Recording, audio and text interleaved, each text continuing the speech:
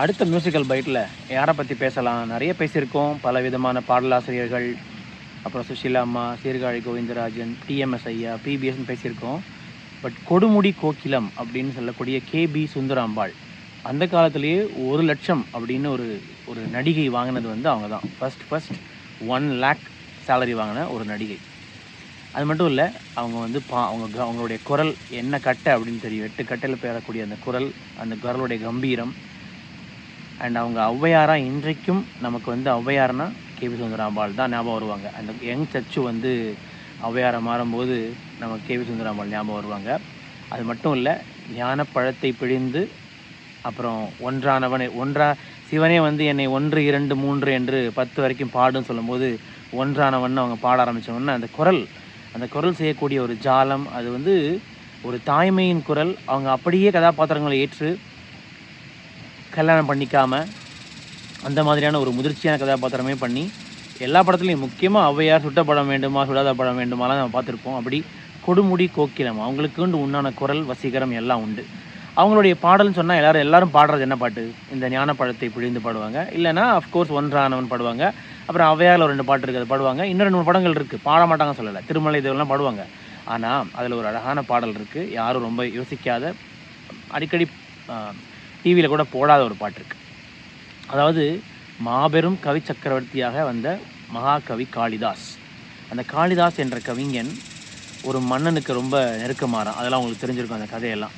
அந்த மன்னனுக்கு நெருக்கமாகி அவன் ஒரு உச்சத்தில் இருக்கான். எப்படி இருந்தால் மரத்தில் நுனி மரத்தில் உட்காந்துட்டு அடிமரத்தை வெற்றி, அதுக்கப்புறம் அவன் நாக்கில் காளி தேவியை வந்து எழுதி, அதுக்கப்புறம் ஒரு மாபெரும் கவி சக்கரவர்த்தியாக உருவெடுத்திருக்கும் போது அவன் ஒரு மன்னனுடைய அதாவது ஆதரவில் இருக்கும்போது அவனுக்கு எதிராக சில கூட்டங்கள் இருக்க தானே செய்யும். அப்படி அந்த மன்னனுடைய மனைவிக்கும் அவனுக்கும் ஒரு உறவு இருக்குது அப்படின்னு சொல்லும்போது அவனால் ஏற்றுக்க முடியல. அவன் மனம் சஞ்சலத்தில் இருக்குது. அப்போ ஒரு கவிஞன் படைப்பாளி வந்து சஞ்சலத்தில் இருந்தான்னா அவனால் படைக்க முடியுமா?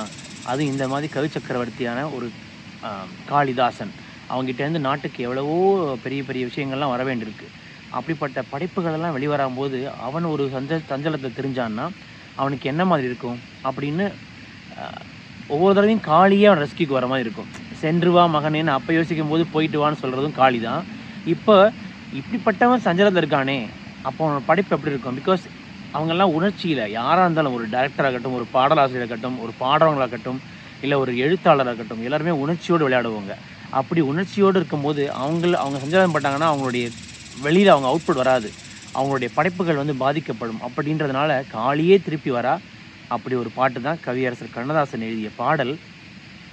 இந்த பாட்டை வந்து நிறைய தடவை கேட்டிருந்தாலும் சமீபத்தில் நான் இதுக்குள்ளே மூழ்கி என்னால் வெளிவர முடியல. ஒவ்வொரு தடவையும் அது கூஸ் பம்ப்ஸ் தான் அந்த பாட்டுக்கு. அப்படிப்பட்ட பாட்டு தான் காலத்தில் அழியாத காவியம். அந்த காவியம் சொல்கிறது, காலத்தில் அழியாத காவியம் தர வந்த மாபெரும் கவி மன்னனே. அவங்க காவியம்னு அழுத்துவாங்க பாருங்க. அப்படின்னா எவ்வளோ பெரிய காவியங்கள்லாம் படைக்க வேண்டியவன் நீ அப்படின்ற சொல்கிற அழுத்தி, காலத்தில் அழியாத காவியம் தர வந்த மாபெரும் கவி மன்னனே, உனக்கு தாயொரு மொழி சொல்லுவேன். நான் ஒரு மொழி சொல்கிறேன், இந்த தாய் நான் உனக்கு ஒரு மொழி சொல்கிறேன் கேளு. காலத்தில் அழியாத காவியம் தர வந்த மாபெரும் கவி மன்னனே. அவன் நாட்டுக்கு மன்னனாக இருக்கலாம், நீ கவி மன்னன். காலத்தில் அழியாத காவியம் தர வந்த மாபெரும் கவி மன்னனே, உனக்கு தாயொரு மொழி சொல்லுவேன். என்ன வரி என்ன வரி என்ன வரி! அப்படி அந்த பாட்டு ஆரம்பமே வந்து காலத்தில் அழியாத காவியம் தர வந்த மாபெரும் கவி மன்னனே, தாய். அந்த எப்பயுமே அந்த கவிஞனுக்கு வந்து பாருங்கள், அதான் ஒரு அரசனுக்கு பல கடமைகள் இருக்கிற மாதிரி கவிஞனுக்கு அவனுக்கு ஒரு மனைவி இருக்கலாம், எல்லாம் இருக்கலாம். ஆனால் அவனுடைய உணர்ச்சிகளை புரிந்து கொள்ளக்கூடிய ஒரு ஆள் இப்படி இல்லாதப்போ தான் அவன் அலையும் போது அந்த அன்னையே வரா. தாய் காளி வந்து அவனுக்கு அன்னையாக வரா. அதனால தான் அம்மா மாதிரி ஒரு நம்ம பிள்ளையோட குறையை தெரிஞ்சுக்கிறதும் சொல்லாமல் புரிஞ்சுக்கிறதும் வேறு எந்த ஒரு உறவுக்கும் இருக்காது. மனைவியாக இருந்தாலுமே கூட அம்மா அளவுக்கு புரிஞ்சுக்க முடியுமானா பெரிய கேள்விக்குறி தான். அதுதான் இங்கே ஒரு தாய் அந்த தன்னுடைய தமிழ் குழந்தையும் இலக்கிய குழந்தையும் தேற்றுவதற்காக தாயே வந்து பாடும் பாடல் தான் இந்த பாடல். இன்றைக்கு மியூசிக்கல் பைட்டில் இந்த பாட்டை தான் பார்க்க போகிறோம். காலத்தில் அழியாத காவியம் தர வந்த மாபெரும் கவி மன்னனே அப்படின்ற பாட்டு.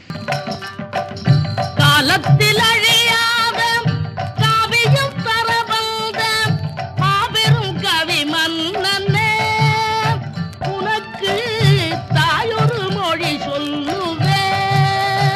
முதல் சரணம் வந்து இப்படி போகும். உணர்ச்சியில் விளையாடும் உன்னத கவி சிங்கம், உணர்ச்சியில் விளையாடும் உன்னத கவி சிங்கம், தளர்ச்சியில் விழலாகுமா. அதாவது உணர்ச்சியோடு விளையாடக்கூடிய கவிச்சிங்கம் நீ, அதனால தான் உணர்ச்சியில் விளையாடும் உன்னத கவிச்சிங்கம். வெறுமன ஒரு கவிச்சிங்கம் இல்லை, உன்னத கவிச்சிங்கம்.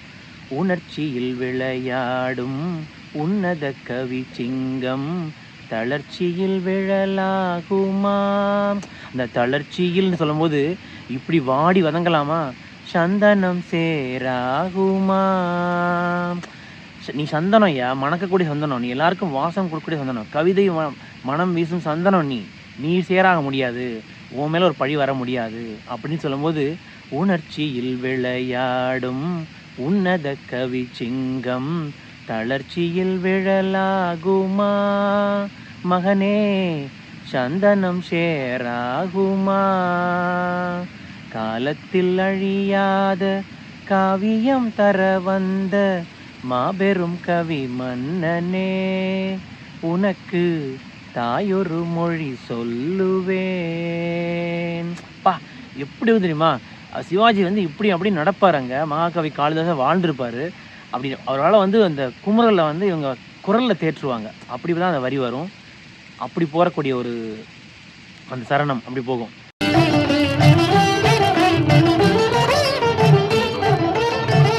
உணர்ச்சியில் விளையாடும் உன்னத கவி சிங்கம், உணர்ச்சியில் விளையாடும் உன்னத கவி சிங்கம், தளர்ச்சியில் விழலாகுமா. மகனே சந்தனம் சேராகுமா. காலத்தில் அழியாத காவியம் தர வந்த மாபெரும் கவி மன்னனே, உனக்கு தாயொரு மொழி சொல்லுவேன். இதுக்கு அடுத்து பார்த்தீங்கன்னா அவள் என்ன சொல்கிறா, நீ யாரு, முதல்ல வந்து உணர்ச்சியோடு விளையாடக்கூடிய ஒரு சிங்கம் நீ வந்து சேற்றில் விழ முடியாது, நீ சந்தனம் அப்படின்னு அவனை முதல்ல நல்ல அவனை வந்து ஒரு நிதானப்படுத்துகிறா, சாந்தப்படுத்துகிறா. அதுக்கப்புறம் பல்லக்கு பரிவாரம் படையுடன் முடி உந்தன் சொல்லுக்கு விலையாகுமே. அதாவது அவன் பெரிய அரசனாக இருக்கலாம், அவனுடைய பல்லக்கு பரிவாரம் அந்த படையுடன் முடி எல்லாமே உன்னோட சொல்லுக்கு விலையாகுமா. அதை விட ஒன்றும் ஒரிஜினல் லிரிக்ஸில் வந்து விலையாகுமான்னு போட்டிருப்பாங்க, இங்கே வந்து விலையாகுமேன்னு எழுதியிருப்பாங்க. இதில் படத்தில் வரும்போது பல்லக்கு பரிவாரம் படையுடன் முடி உந்தன் சொல்லுக்கு விலையாகுமே. மகனே உன் தோளுக்குள் புவி ஆடுமே. அதாவது உன்னுடைய தோள், அந்த தோள் வந்து நீ இந்த இலக்கியத்தாலையும் இந்த நூல்களாலையும் படைப்புகளாலையும் சுமக்க போகிற, இந்த அரசனுக்கும் பெருமை சேர்த்திருக்க, இந்த உலகத்துக்கு பெருமை சேர்த்திருக்க. அப்படிப்பட்ட உன் படைப்பு உன் தோளில் இந்த புவியே ஆடும். பல்லக்கு பரிவாரம் படையுடன் முடி எல்லாமே உன்னோட சொல்லுக்கு, ஒரு சொல்லுக்கு விலையாகாது. அதே மாதிரி உன்னுடைய தோளுக்குள்ள அந்த புவி ஆடும். என்ன அழகான வரி. முதல்ல அவனை தேற்றிருந்தாங்க, அப்புறம் அவனுடைய பெருமையை சொல்கிறாங்க. பல்லக்கு பரிவாரம் படையுடன் முடி உந்தன் சொல்லுக்கு விலையாகுமே. மகனே உன் தோளுக்குள் புவி ஆடுமே. அதுக்கப்புறம் ஊருக்கு கதை சொல்வோர் உள்ளத்தை வதை செய்தால் அப்படி, அதாவது ஊருக்கு கதை சொல்கிறாங்க. இந்த வம்பு பேசுகிறவங்க வந்து அவங்க அப்படி பேசி உன்னுடைய உள்ளத்தை வதைத்தாங்கன்னு எடுத்துக்கலாம். இல்லை ஊருக்கு கதை சொல்லக்கூடிய ஒரு படைப்பாளியான நீ உன்னோட உள்ளத்தை வதை செய்தால், ஊருக்கு கதை சொல்வோர் உள்ளத்தை வதை செய்தால் சீர்பெரும் கவி வாடுமே. மகனே தெய்வத்தின் முகம் வாடுமே. அதாவது உன்னுடைய உள்ளத்தை வந்து வதை செய்தால் இந்த சீர்பெரும் கவியும் வாடும், உன்னோட சேர்ந்து தெய்வமே வாடும். அப்போ தெய்வத்தை வாட வைக்கக்கூடிய விஷயங்களை பண்ணுறாங்க அவங்க. அதனால் நீ வருத்தப்படாத, நீ மட்டும் வாடலை, உன்னை வாட்டினா அந்த தெய்வமே வாடுற மாதிரி. அப்போ என்ன வரி அது. அப்படி சொல்லிட்டு அவங்க திருப்பி காலத்தில் அழியாத காவியம் தர வந்த மாபெரும் கவி மன்னனே உனக்கு தாயொரு மொழி சொல்லுவேன். அவங்க பாடும்போது 8 கட்டில் கம்பீரத்தை அப்படியே, ஆனால் அந்த கம்பீரத்தோட ஒரு கருணையும் இருக்கும். அந்த இடத்துல வந்து சில இடம் வரும்போது சொல்கிறேன் பாருங்க, தாயொரு மொழி சொல்லுவேன்ல ஒரு கருணை இருக்கும். அப்புறம் சந்தனம் சேராகுமா அப்படி சொல்லும்போது ஒரு தொடை விடுற மாதிரி இருக்கும். அப்புறம் இப்போ சொன்னேன்ல, உன் தோளுக்குள் புவி ஆடும்போது அவன் தோலை தட்டி விடுற மாதிரி இருக்கும்.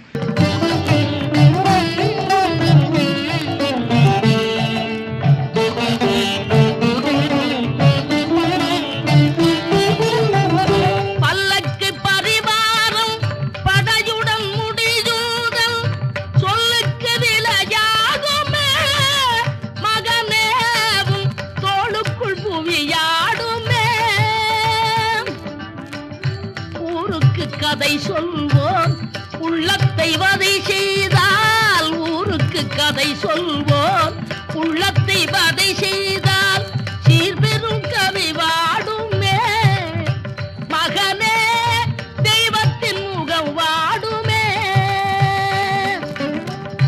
காலத்தில் அழியாத காவியம் தர வந்த மாபெரும் கவி மன்னனே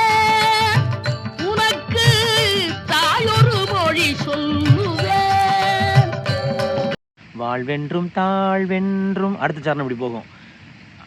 இப்போ வரைக்கும் முதல்ல சொன்னேன் இல்லையா, தட்டி கொடுத்த மாதிரி இருக்கும், அவனை வந்து தோல் தடவி கொடுக்குற மாதிரி இருக்கும், அவனை தேற்ற மாதிரி இருக்கும்னு. இப்போ அடுத்து என்ன சொல்கிறாங்கன்னா, உனக்கு காலம் வரும், இதுக்கெல்லாம் நீ வந்து இதுக்கெல்லாம் சோறு அடையக்கூடாது, நீ சோர்ந்துடக்கூடாது அப்படின்னு சொல்லும்போது எப்படி சொல்லுவாங்கன்னா, வாழ்வென்றும் தாழ்வென்றும் வளமென்றும் குறைவென்றும் சக்கரம் சுழல்கின்றது, அதில் தான் சரித்திரம் நிகழ்கின்றது. வாழ்வென்றும் தாழ்வென்றும் வளமென்றும் குறைவென்றும் சக்கரம் சுழல்கின்றது. ஆமாம், வாழ்வு தாழ்வு ஏற்றம் இறக்கம் எல்லாமே இருக்குதான் சக்கரம், அந்த வாழ்க்கை சக்கரம். அப்படி சக்கரம் சுழல்கின்றது, அதில் தான் இப்படி வாழ்வு தாழ்வு ஏற்றம் இறக்கம் இருக்கும்போது தான் சரித்திரங்களும் நிகழ்கிறது. நின்றுல சரித்திரம் நிகழாமல் நின்று போயிடலை, இந்த உலகம் நின்று போயிடலை, சரித்திரம் நிகழ்கின்றது. என்ன சொல்கிறாங்கன்னா, வாழ்வென்றும் தாழ்வென்றும் வளமென்றும் குறைவென்றும் சக்கரம் சுழல்கின்றது, அதில் தான் சரித்திரம் நிகழ்கின்றது சொல்லிட்டு, யாருக்கும் வாழ்வுண்டு அதற்கொரு நாள் உண்டு, யாருக்கும் வாழ்வுண்டு அதற்கொரு நாள் உண்டு, அதுவரை பொறுப்பாயடா மகனே என் அருகினில் இருப்பாயடா. அதாவது யாருக்கும் வாழ்வுண்டு அதற்கு ஒரு நாள் உண்டு, அதுவரை பொறுத்துக்கோ, எல்லாம் நல்லபடியாகும். ஆனால் அது பொறுமையாயிரு, என் பக்கத்தில் இரு, தாயான என் பக்கத்திலே இரு, அதுவரை பொறுப்பாயடா மகனே என் அருகினில் இருப்பாயடா. எப்படி காலத்தில் அழியாத காவியம் தர வந்த கவியரசரோட வரிகள் அப்படியே அந்த சோர்ந்து போயிருக்கக்கூடிய அந்த மகாகவி காளிதாஸ் என்ற மாபெரும் கவி சக்கரவர்த்தியை வந்து தூக்கி நிமிர்ந்து எழுந்து உட்கார வைக்கக்கூடிய வரிகள், அதை பாடும் குரல், அந்த தாய் காளிதேவியே வந்து தாயாக ஒவ்வொரு தடவையும் அவனுக்கு வந்து அனுசரணையாகவும் ஆதரவாகவும் இருக்கக்கூடிய அந்த தாய் பாடும் பாடலாக தான் இந்த பாடல் வருது. கொடுமுடி கோக்கிலம், தமிழ் திரையுலகம் மறக்க முடியாத ஒரு குரல். கேபி சுந்தராம்பாள் அவர்கள் அந்த அம்மையார் பாடிய அற்புதமான பாடல் தான் இந்த மியூசிக்கல் பைட்டில் உங்கள் முன்னால் வருது. காலத்தில் அழியாத காவியம் தர வந்த மாபெரும் கவி மன்னனே உனக்கு தாயொரு மொழி சொல்லுவேன். அப்படி மாபெரும் கவி மன்னனை பற்றி கேட்டிருக்கோம்.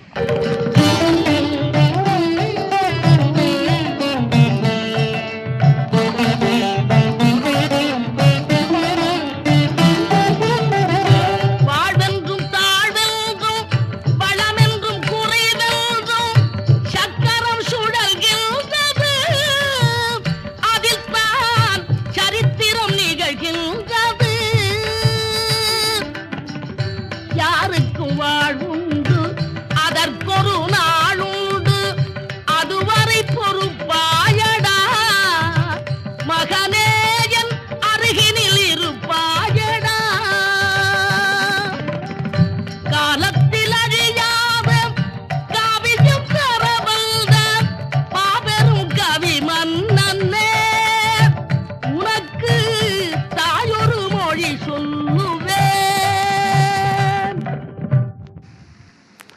காலத்தில் அழியாத காவியம் தர வந்த அப்படின்ற பாட்டு காலத்தால் அழிக்க முடியாத ஒரு பாடல்.